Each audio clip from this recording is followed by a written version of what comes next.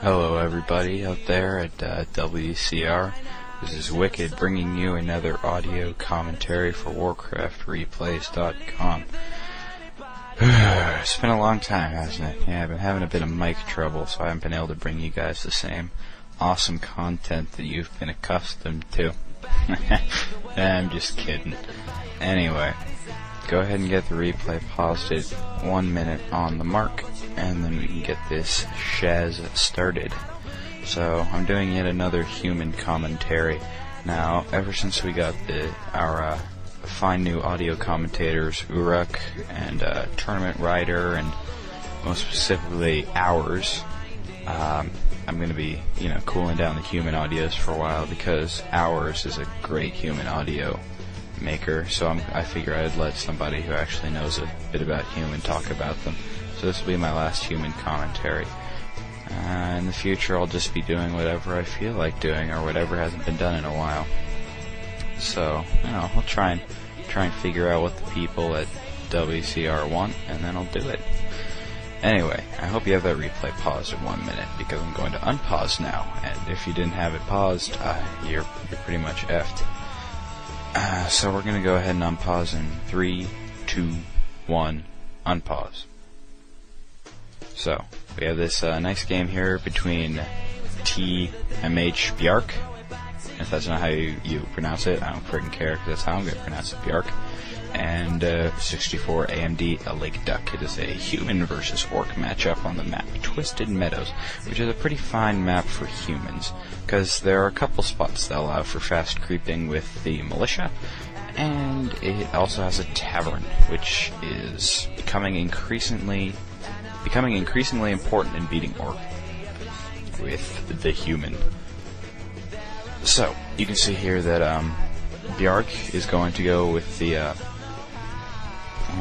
the 5 militia and archmage creep. He's going to go off and creep A, those gnolls.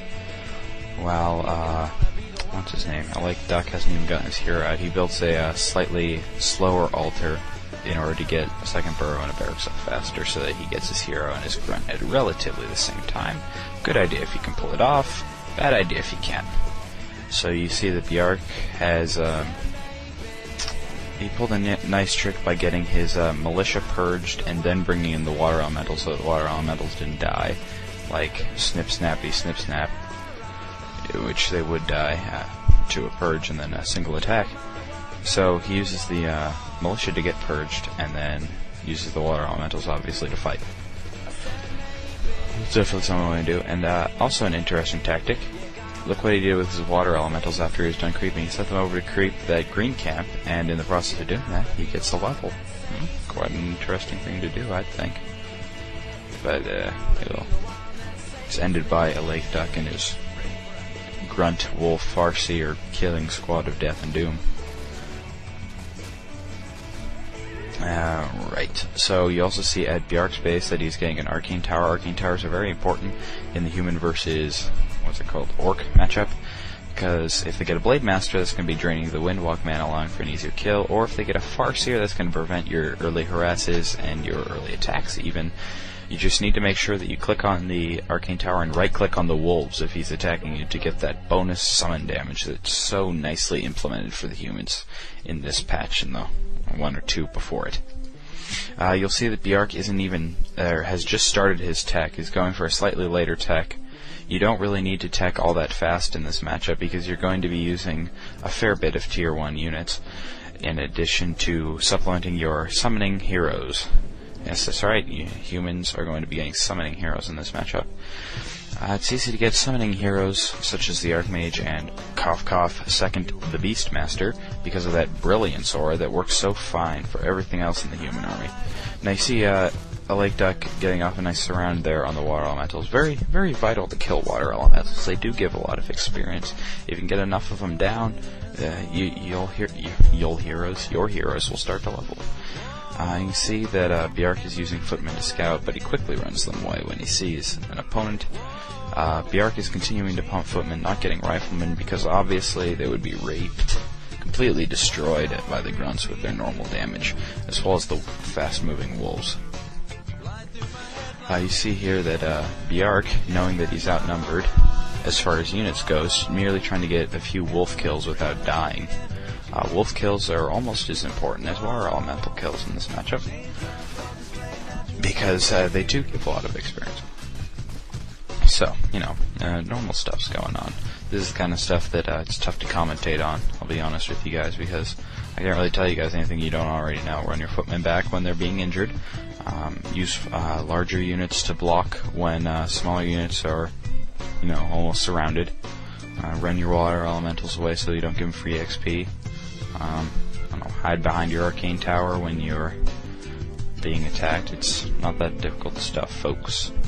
Anyway, you can see that Bjark keeps his footmen that are injured in his base. It's a good idea to just keep units that are injured in your base and not even risk them being lost, because if you take them out, they're probably going to be free experience. So, Bjark, having nearly tech to tier 2, has built a blacksmith and is in the process of building an arcane vault, presumably to buy items, getting scrolls and all that. He built the blacksmith so you can pick up a few riflemen a bit later, so that he can ROFL all night long. Now that the keep upgrade is down, Bjark is going to head to the tavern and attempt to purchase his second hero, which will be known as the Blade Master. You know, it's funny, I just said Blade Master when I meant Beast Master. Anyway, I don't know what he's doing with his Archmage there, but apparently he enjoys the free hit factory, so he decided to run Kellen the Seeker through the assembly line. You can see that Lake Duck obviously doesn't want Bjark to buy a tavern hero, and thus is camping the middle to prevent this. Kellen the Seeker is now in therapy with Dr. Tree, and he's having a nice session, but now he's going to go back to the tavern and try and, you know, buy Beastmaster finally. But alas, it looks like the grunts have seen him, but yeah, they're not going to do anything. 2 footmen running out to join Mr. Archmage, as well as his new buddy Gazbortusk. That name is goofy enough to be in Star Wars. Anyway, let me talk about the virtues of summoning heroes versus Orc. Orc don't have good dispel. Those are the virtues of summoning heroes versus Orc. Yep, I know it's simple, but, you know, what isn't?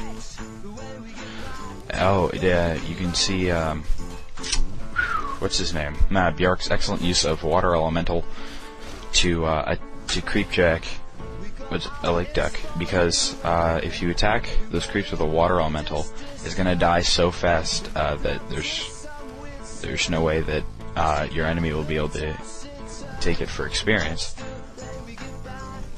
Which means that you can get your opponents to die a little.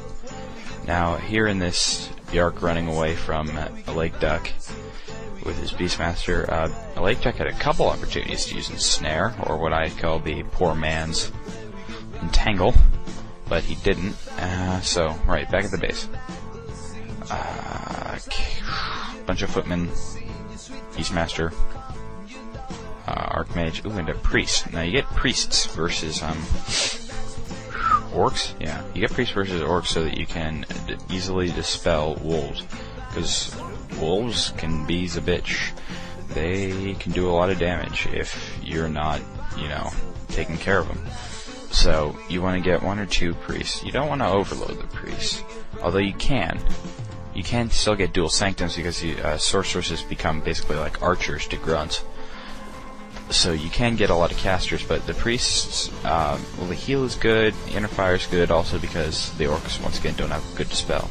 So all in all, it's a good idea to get casters versus orc. Mostly it's centered around the idea of that brilliance aura regenning your mana like crazy. So, yeah, so if you're human, you might as well pick up casters. You know, you have an aura that benefits them on a hero you guys always freaking use. So why not? Why not use casters? And we'll see that Bjark knows how important it is to focus down wolves. He does. You also see that a Lake Duck has adapted his army to include a shaman. Now that shaman is enough to purge 1 unit at the moment. Not so powerful, this shaman. It's not even an adept, it's just an initiate. Another Gosu move by the Lake Duck there is getting his grunt attacked by creeps. I personally do that every day. It just gives me so much joy that I aggro creeps with my grunts and then run them away. It's basically what all the cool kids do, guys. I know, I hate to break it to you, but if you don't do that, you are not cool. Anyway, third hero for Bjork is going to be the Imbaladin, or the Paladin. Basically, because you have infinity mana with that aura thingy, you can just spam heal on your other heroes and on your other units even. You can heal anything you want, except the Paladin. I bet most of you didn't get that reference to a old song called Alice's Restaurant. No worries if you didn't, the song's like 30 years old.